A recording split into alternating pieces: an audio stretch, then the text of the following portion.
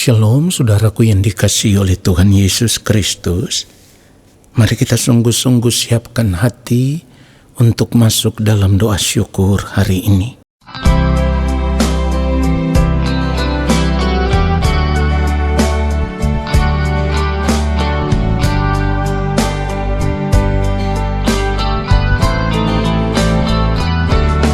Dengan apakah seorang muda mempertahankan kelakuannya bersih dengan menjaganya sesuai dengan firman-Mu.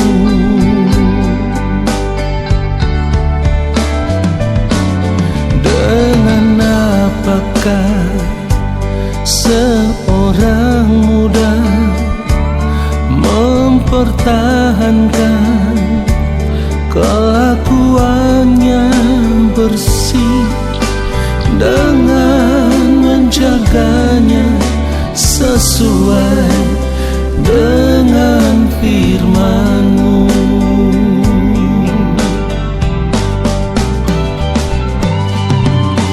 Dalam hatiku aku menyimpan janji-Mu supaya aku jangan berdosa terhadap Engkau.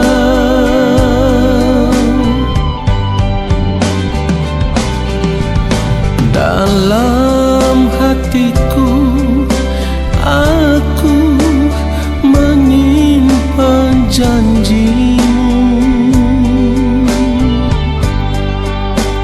supaya aku jangan berdosa terhadap Engkau.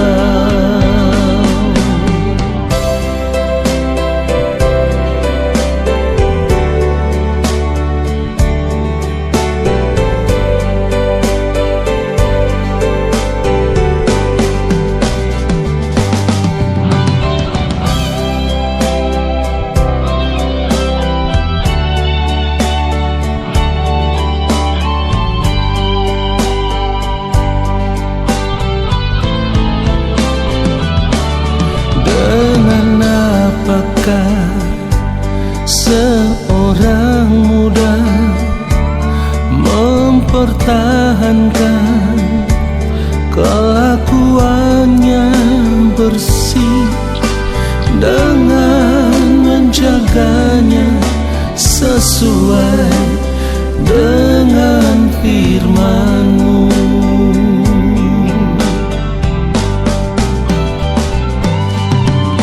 Dalam hatiku aku menyimpan janji-Mu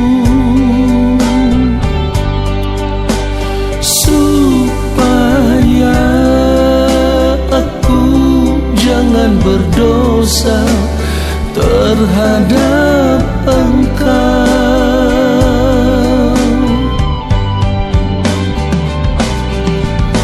Dalam hatiku aku menyimpan janji-Mu supaya aku jangan berdosa terhadap Engkau. Supaya aku jangan berdosa terhadap Engkau.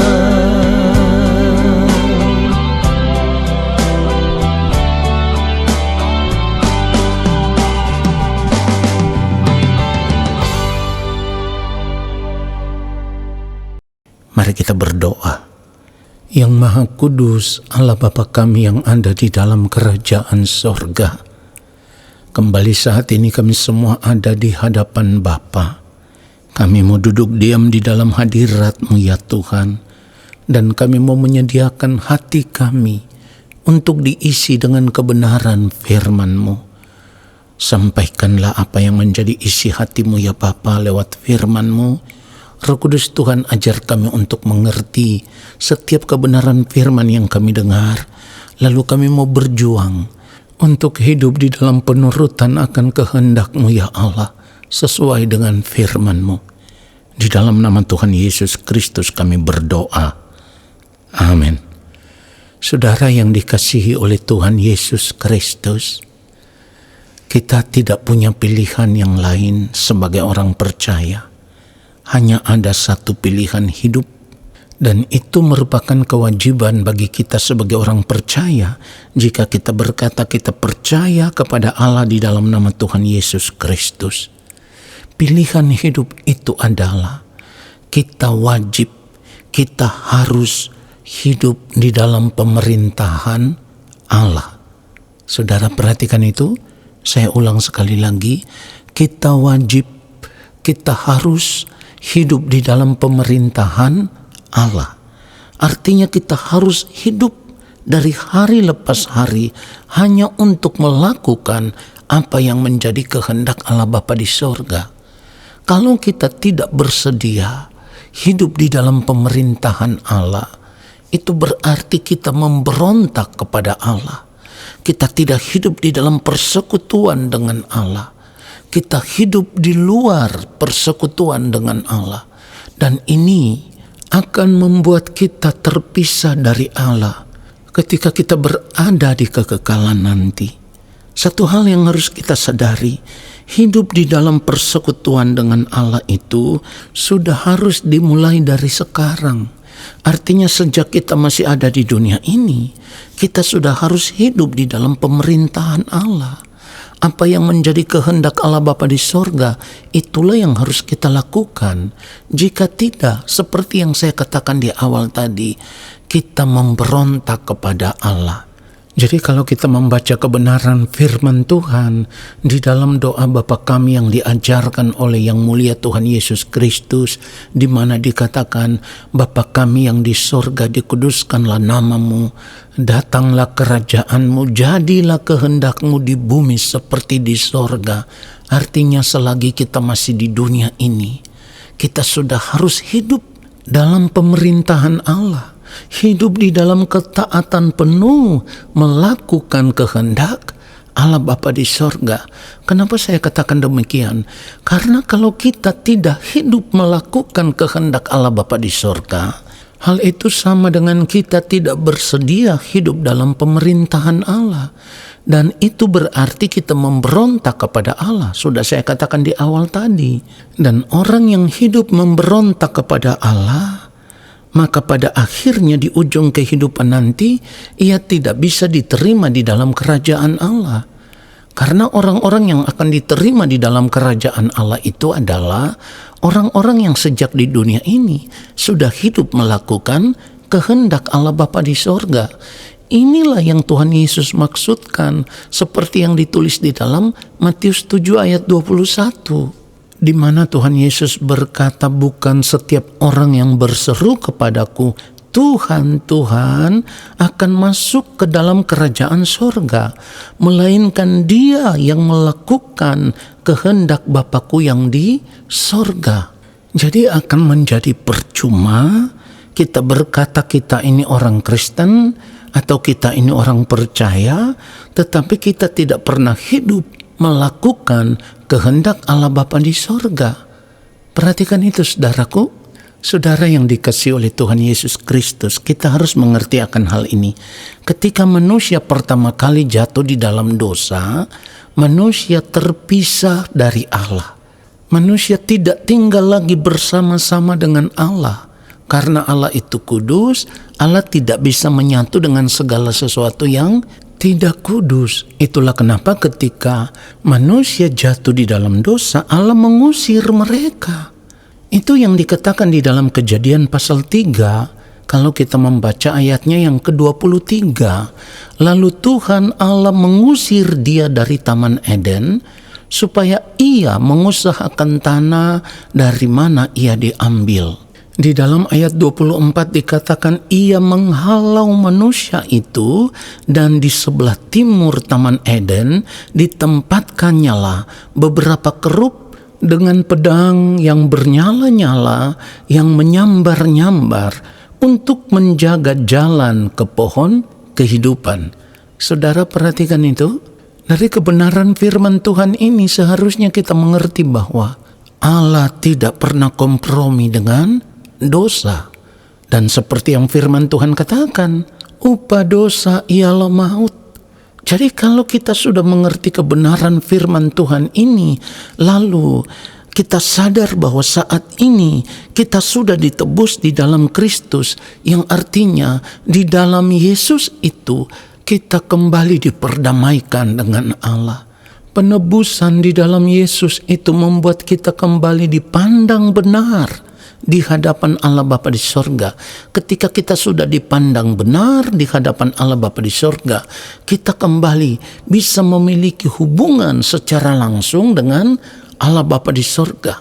Dengan demikian kita harus sadar, ketika kita mau membangun kembali hubungan dengan Allah Bapa di sorga, kita tidak bisa hidup di dalam dosa.